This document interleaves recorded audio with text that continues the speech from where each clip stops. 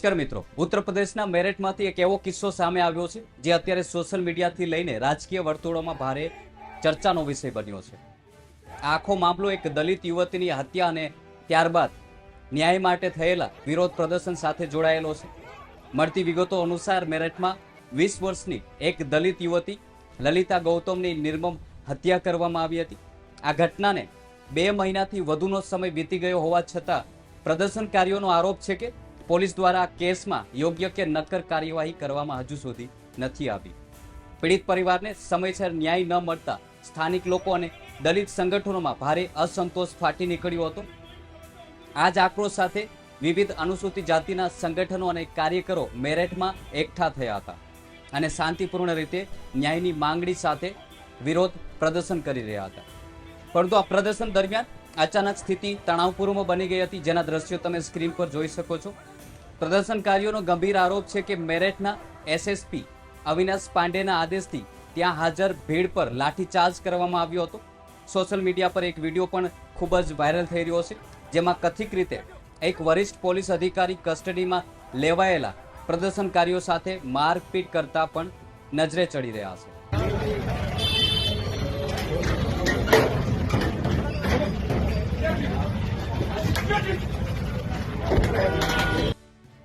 આ ઘટનાના જે ફૂટેજો સામે આવી રહ્યા છે તે પણ ખૂબ જ વાયરલ થઈ રહ્યા છે.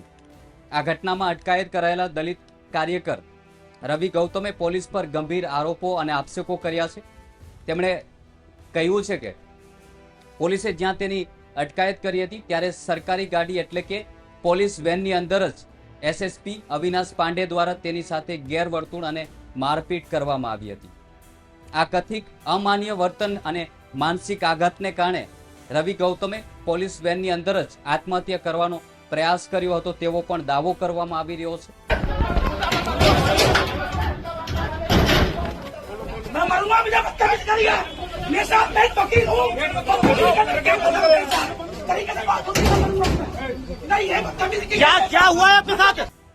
આ ઘટના સામે આવ્યા બાદ હવે પ્રદર્શનકારીઓ અને દલિત સમુદાયના લોકોમાં ભારે રોષ ફાટી નીકળ્યો છે. તેઓ માંગ કરી રહ્યા છે કે સંબંધિત પોલીસ અધિકારીઓ સામે તાત્કાલિક SC/ST એક્ટ હેઠળ ગુનો દાખલ કરવામાં આવે અને તેમને સેવામાંથી કાયમી બરતરફ કરવામાં આવે, કારણ કે પીડિતો અને ન્યાય માંગનારો સાથે આવું વર્તન કાયદાની વિરુદ્ધ છે.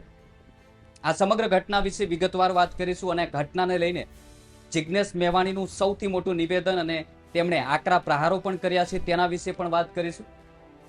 નમસ્કાર, હું છું દિનેશ ઝાલા અને વિડીયોમાં આગળ વધતા પહેલા હજુ સુધી તમે અમારી ચેનલને સબસ્ક્રાઇબ નથી કરી તો તુરંત કરી લેજો, કારણ કે આ ચેનલ પર તમને રિસર્ચ કર્યા બાદ સાચા અને સચોટ સમાચાર પ્રોવાઈડ કરવામાં આવે છે અને વિડીયોને અંત સુધી જરૂર જોજો.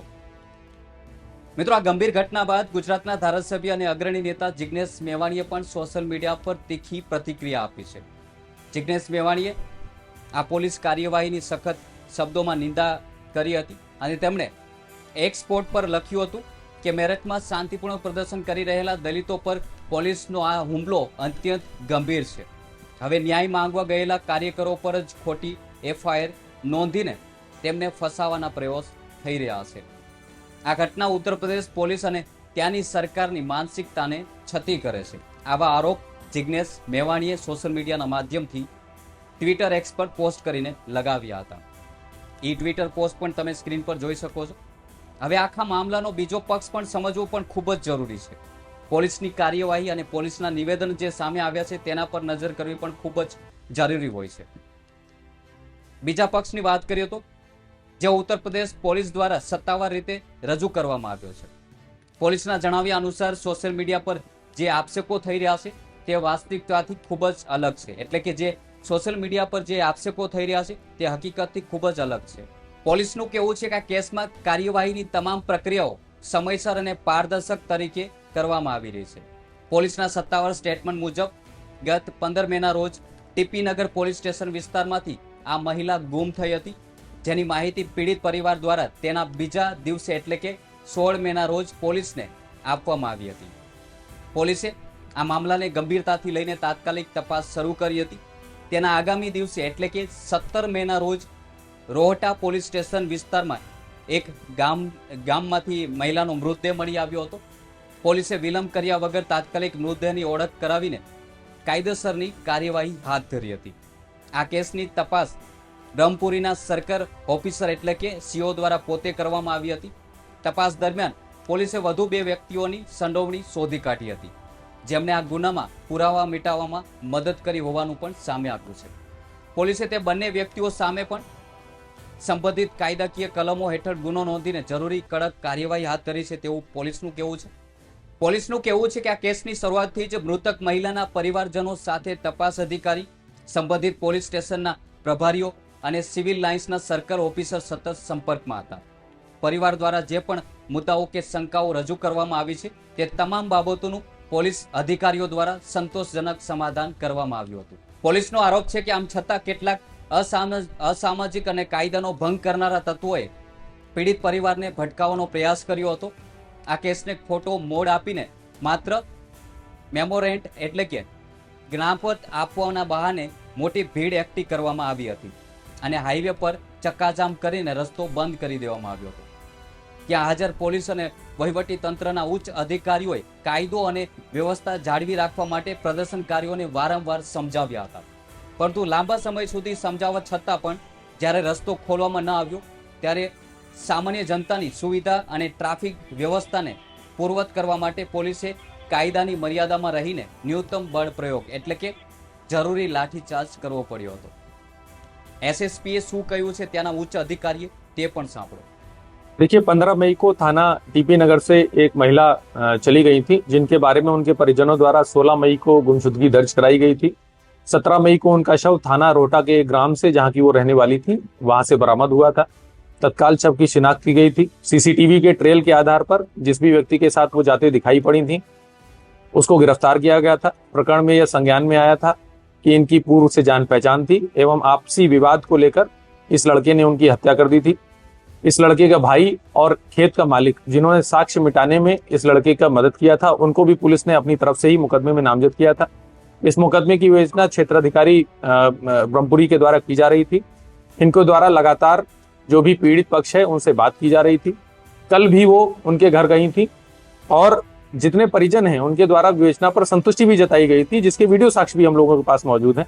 परंतु कुछ आपराधिक तत्वों के द्वारा, जिसमें कि एक व्यक्ति दिग्विजय सिंह भाटी जो कि भारतीय किसान यूनियन BR अंबेडकर गुट कोई अपने आप को उसका राष्ट्रीय अध्यक्ष बताते हैं, जो कि अमरोहा से जिन पर 9 मुकदमे हैं, जिसमें मैं आपको बताना चाहूंगा कि SC/ST एक्ट का केस भी उनके ऊपर लगा हुआ है और वो अमरोहा से जिला बदर हैं.